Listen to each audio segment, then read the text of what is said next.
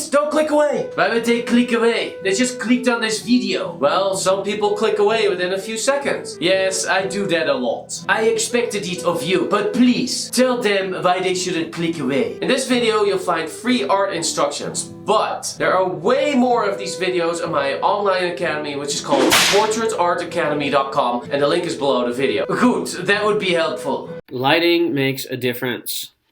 Yes, it does. I mean, look at it. Like all these different angles. See, here's a shadow area. Here's these two cheek muscles that stand out, and this underneath the nose when the light is coming from above, obviously, because this is the most lit up area. And then there's a cast shadow underneath the head on the throat area.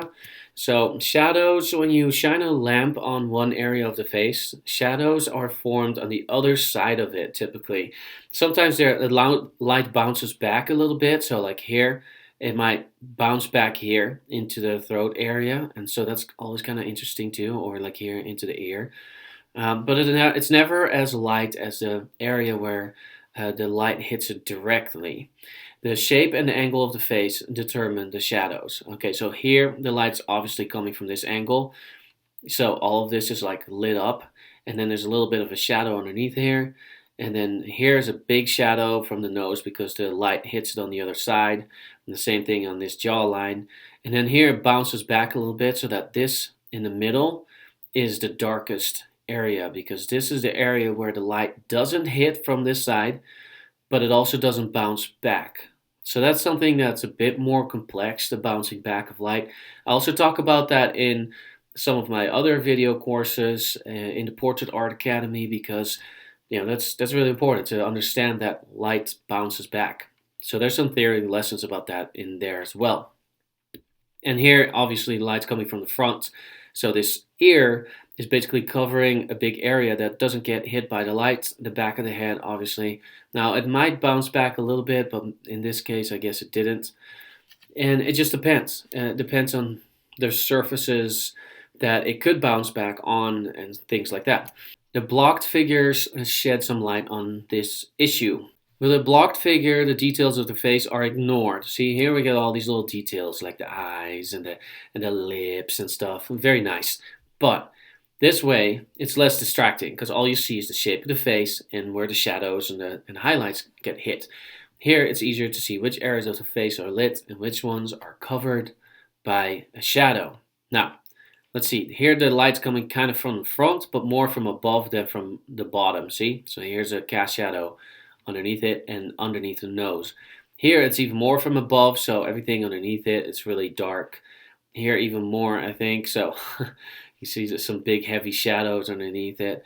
Here the light's coming more from the side, so then you see this V, this triangle here, that the nose covers this shadow area, but there's still light that hits the cheek and the eye here.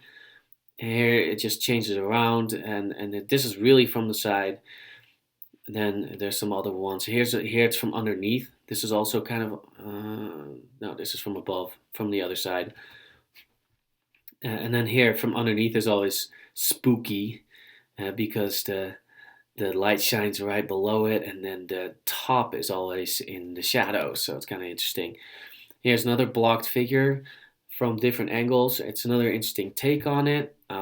Not sure if I like this one as much. The artist did okay, but like look at all these weird triangular shapes.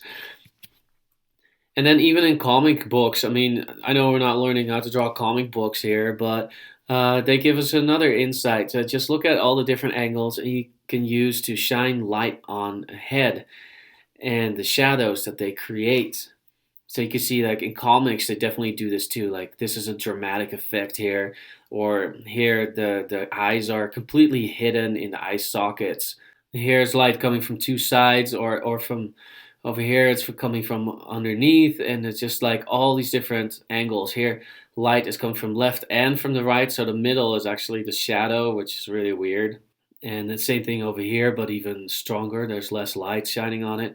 Here most of it is in the shadow, but if you understand the shapes of the face, then you can create these shapes and it won't even look weird. It will look just natural because you understand that this cheekbone right here and this stands out, and this nose, and then these areas kind of with that little dip in the middle above our lips, between the nose and lips, there's always like this little dip. It's kind of like a wave that kind of goes along with the upper lip.